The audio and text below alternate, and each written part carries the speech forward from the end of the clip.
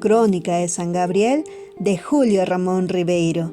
Capítulo 1. El viaje. Las ciudades, como las personas o las casas, tienen un olor particular, muchas veces una pestilencia. Mientras recorría las calles rectas de Trujillo, me sentía envuelto por una transpiración secreta que emanaba, no se sabía de dónde, quizás de los zaguanes, de los sótanos condenados o de las alcantarillas. Una presencia olfativa me cercaba y me recordaba a cada paso mi condición de forastero, de hijo de tierra extraña. Yo andaba a manotazos bajo el duro sol y los balcones morunos, recordando que en Lima, años atrás, cuando iba a las calles del centro, había sentido también el olor de la ciudad. Lima, decían las viejas, olía a ropa guardada. Para mí, olió siempre a batisterio, a beata de pañolón, a San Cristán ventrudo y polvoriento. Pero Trujillo olía a otra cosa, era un olor amarillo, en todo caso, un olor que tenía algo que ver con las yemas de huevo, los helados imperial o ese sol ambarino que penetraba todos los objetos. El día anterior, a las 6 de la mañana, habíamos partido de Lima, en una gondola roja. Ese viaje fue decidido por mis tíos en cuya casa vivía alojado desde la muerte de mi padre. Nunca supe a ciencia cierta por qué resolvieron alejarme de un lugar en el cual comenzaba a sentirme a gusto. Yo sospechaba una maquinación de mi tía Herminia, la cual me odiaba porque yo pasaba íntegramente los días sin hacer nada. Mi ocupación favorita era recostarme en todas las paredes, caer despantarrado en todos los sillones, pensando en cosas absurdas, como por ejemplo en la cara que tendría mi tía Herminia si se pelara un poco. Otras veces me subía a la azotea y me entretenía en perseguir a los gatos techeros o en espiar las intimidades del vecindario. Como acababa de terminar el colegio, creí haber conquistado para siempre el derecho a estar ocioso. Tal vez se consideró que mi conducta debía ser perniciosa para mis primos, aunque en realidad mi comercio con ellos se reducía a darles de cuando en cuando de bofetadas. Lo cierto es que Felipe, el esposo de Herminia, me entretuvo durante algunos días hablándome de la hacienda de la cual era administrador, de su aire puro, de la leche bebida a la sombra de las vacas.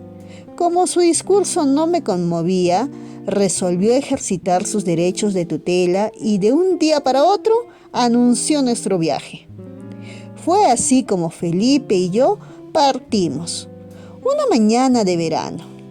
La primera jornada de viaje fue memorablemente aburrida. Nunca imaginé que la costa de mi país fuera un desierto. Hasta entonces solo había conocido el Valle de Lima, rico en huertas y jardines. Por la ventanilla veía circular a las arenas, formar dunas pardas y perderse hacia el oriente en tristes explanadas que recordaban un planeta abandonado. Cada 100 kilómetros cruzábamos un río en cuya ribera crecían hierbas o cabañas. Había pueblos parásitos, nacidos no se sabe cómo en la planicie, y que vivían del camino como se vive de un torrente. El ómnibus los atravesaba sin concederles ninguna importancia y en la calzada de su calle principal, de su única calle, apenas tenía tiempo de ver agitarse un brazo haciendo una seña que, más que un saludo, parecía el gesto desesperado de un hombre que se ahoga. En Trujillo ocupamos un hotel viejo de 3 pisos, en cuya fachada había una enseña que representaba una estrella de 5 puntas. Sus altísimas habitaciones empapeladas y hoscas me inspiraron horror, y yo no hice otra cosa que vagar por las calles, a la casa de olor citadino. Felipe ocupaba sus jornadas en extraños ajetreos. Solo lo veía de noche. Cuando al regresar hacía ruido y me despertaba. Abriendo un ojo espiaba sus gestos maquinales de aventurero nocturno. Se observaba en el espejo, se acomodaba el bigote, se desesperaba y, silbando alegremente, se echaba a dormir. El último día de nuestra permanencia en Trujillo lo noté más inquieto que de costumbre. Iba de la cama al balcón encendiendo un cigarrillo con la colilla del anterior. Al fin se volvió hacia mí y me dijo que me fuera inmediatamente del hotel y que no volviera hasta después de la comida. Para hacer más persuasiva su orden, me regaló un billete de 1 libra. Cuando descendí las escaleras, observé que en la calzada había una mujer que miraba con insistencia las ventanas altas del edificio. Al llegar a la esquina, volví la cabeza. La mujer atravesaba la calle y penetraba en el hotel. Esa misma noche, al regresar, encontré una nota de Felipe en la cual me decía que al día siguiente partiríamos de madrugada para Santiago de Chuco. Cerca de medianoche lo sentí llegar. Estaba tostado por el sol, tenía las ropas sucias de arena. Al percatarse de que estaba despierto, me exploró largamente con sus ojos brillantes. «Un consejo», murmuró, «no creas nunca en la honestidad de las mujeres. ¿Sabes que no hay mujer honrada sino mal seducida? Todas, óyelo bien, todas son en el fondo igualmente corrompidas». A las 4 de la mañana, con los párpados aún hinchados de sueño, me encontré en la caseta de un camión, rumbo a la sierra. Íbamos apiñados entre una población de indígenas que regresaban a su tierra, llevando a cuestas todo su patrimonio. Atados de ropa, gallinas encerradas en costales, manojos de hierba que apestaban. Como Felipe no tenía con quién conversar y no había mayor tormento para él que permanecer callado, me tomó de confidente y durante largo rato me relató sus peripecias de viaje. A los 14 años se había escapado a los Estados Unidos y había pasado allí toda su juventud, desempeñando los más diversos oficios. Esta dura experiencia había grabado en sus facciones un rasgo de tenacidad, de resolución, de fuerza indomable, que amedrentaba a los hombres y subyugaba a las mujeres. Yo lo admiraba profundamente y veía en él un ejemplo digno de imitarse. A mediodía comenzó la tormenta. De las vertientes caían piedras y barro. El camión sobrecargado podía apenas remontar la cordillera. Yo vigilaba con la cara pegada a los cristales el desplazamiento de los abismos, como el chofer cabeceaba y se adormecía con el zumbido del motor. Felipe se acomodó a su lado y comenzó a zarandearlo a chistes y manotazos. Solamente al atardecer divisamos los tejados de la ciudad. Al descender del camión frente al hotel me desmayé. Más tarde abrí los ojos en una habitación extraña, sucia, con las paredes tapizadas con el papel periódico. Felipe, en una mesa, conversaba con un desconocido y bebía a cortos intervalos de una botella de pisco. La lluvia golpeaba furiosamente las ventanas. Por una serie de razones, fuimos detenidos en Santiago durante varios días. Se nos había acabado el dinero, llovía y además las bestias de transporte no llegaban. Felipe esta vez no se perdió en las calles, sino que pasaba las horas espiando el mal tiempo por el balcón o estirado en la cama dejándose crecer la barba. Yo me distraía observando por un agujero del piso el bar del hotel, donde se desarrollaban fenómenos apasionantes para mi tedio, como las partidas de billar que terminaban siempre cuando el comisario, borracho ya, se subía al tapete y agarraba a patadas las bolas del marfil. Una mañana, Felipe, que merodeaba por el balcón, lanzó un grito. ¡Ya llegaron! Cuando me asomé, vi 2 enormes caballos moros y una mula que el arriero tenía por la brida. A pesar de que yo nunca había montado caballo, hube de hacerlo esta vez, porque prefería arrostrar ese peligro que continuar en esa ciudad que, a la sazón, estaba infestada de moscas y donde se comía tan mal en ese mercado sin manteles, entre gente tosca que bebía y croctaba. 2 veces consecutivas el moro me hizo besar el suelo todavía húmedo de Santiago. Al fin pude tenerme sobre la silla, cobré confianza y me lancé a cabalgar a la cabeza del grupo. Primero descendimos por una amplia quebrada, siguiendo un sendero de tierra roja que corría entre 2 pircas de barro. Una vegetación compuesta de tunares y de maguey nos acompañó hasta la mitad de la vertiente. Luego vimos los primeros eucaliptos que daban sombra a los tambos. Más abajo, cerca del torrente, las tierras de pan llevar. Un aire puro, concentrado, me penetraba por la boca como una emulsión y me daba la ilusión de la fortaleza. A cada paso me sentía capturado por la violencia de la sierra, huida para siempre mi enfermiza y pálida vida de ciudadano. Luego de cruzar el torrente comenzamos a trepar por la vertiente opuesta. Los caballos resollaban y se detenían a beber en los manantiales. La atmósfera se iba enrareciendo. Abajo fue quedando todo lo que recordaba, la presencia del hombre. Hasta el camino se desdibujó en multitud de huellas que confundían con los cauces de la lluvia o simulaban los rastros de algún animal montubio. Al fin, cuando los arbustos desaparecieron y los aires que no encontraban resistencia se iban haciendo fríos, vencimos la cuesta y delante de nosotros solo quedó una planicie verde cuyos límites se perdían en el horizonte. Era la pampa de Algayama. El ingeniero González, que nos acompañaba desde Santiago, detuvo su caballo y se despidió, tomando el camino de Cachicadán. Felipe lo vio alejarse y luego, tranquilamente, extrajo un revólver de su casaca y examinó su tambor. «Esta pampa hay que atravesarla armado», dijo, al percatarse de mi estupor. El año pasado asaltaron a 2 hacendados.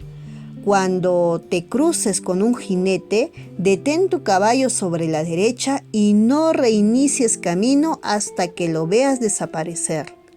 Enseguida se echó un pisco a la garganta y, espoleando su bestia, se lanzó a través de la pampa. En mitad de la tarde comenzó a llover. Esa inmensa meseta agujereada de charcos erizaba de extraños cactos achatados que parecían los excrementos de algún animal mitológico.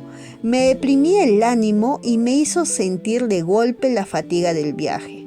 Tan solo cuando poníamos las bestias al galope sentía cierta excitación, como si de pronto me hubiera convertido en otra persona o hubieran pasado años desde que abandonara Lima. Felipe se entretenía cantando huainos picarescos que el viento arrancaba de sus labios y echaba en desorden hacia atrás. Cuando terminamos de cruzar la pampa, divisamos el caserío de Angasmarca, nacido a la sombra de una roca piramidal. En la fonda para viajeros desmontamos para esperar que las aguas amainaran. Felipe pidió 2 bisteques y, abandonando la mesa, salió de la fonda. Lo vi cruzar la calle y perderse en un portón. Luego reapareció con un chiquillo que se le prendía del pantalón de montar. Acariciándolo, lo dejó en brazos de una mujer cuyo torso asomaba por el postigo. Luego vino hacia la fonda, se acomodó en el banco y comenzó a comer con enorme apetito su bistec. «¿Sabes quién es ese?», me preguntó, mientras masticaba. «Mi hijo», añadió, echándose alegremente a reír. Después del café, seguimos el viaje. A pesar de que el mal tiempo continuaba, los caminos se habían convertido en acequiones por donde las bestias andaban con el agua hasta los estribos. Subíamos otra quebrada. Una espesa cortina de agua nos cegaba.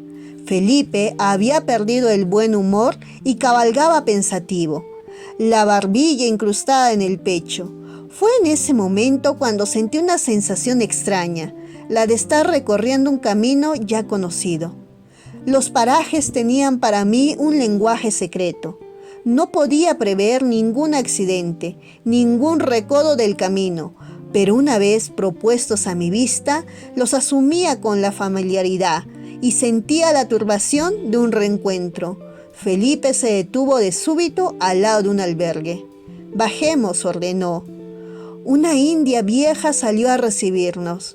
Abrazó a Felipe con alborozo y nos invitó a tomar chicha. Felipe secó su jarro y me hizo pasar a una habitación interior que parecía un cuarto para viajeros. Yo me preguntaba si estaríamos ya en la hacienda. Luego de mirar por la ventana, Felipe se volvió con presteza. «Aquí se albergaba mi padre cuando era comisario», dijo, contemplando el camastro. Una persona que nunca supimos quién fue, metió la mano por la ventana y lo asesinó de un balazo en la espalda. Ello constituía, tal vez, algún viejo secreto de la familia, a pesar de referirse a un hecho muy antiguo. La noticia me hizo daño, como si se tratara de una calamidad reciente. Proseguimos la marcha bajo el mal signo de la muerte. Ida la lluvia, andábamos por la tierra enlodada. Felipe hablaba de su padre, a quien siempre vio limpiando sus armas para salir a batirse contra las montoneras.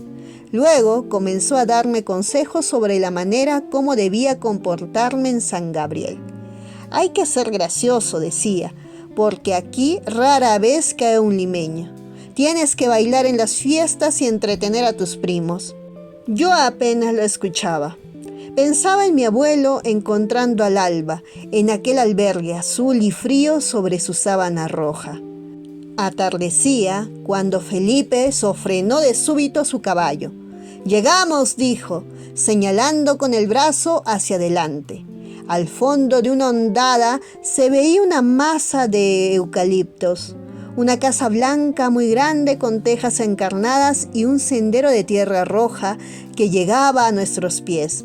Silbidos y gritos se escucharon en la quebrada y pronto vi 3 muchachos que corrían hacia nosotros agitando sus sombreros. A mitad del camino los encontramos. Felipe desmontó y los abrazó uno tras otro. Ellos, sin embargo, permanecían inquietos, observando mi figura.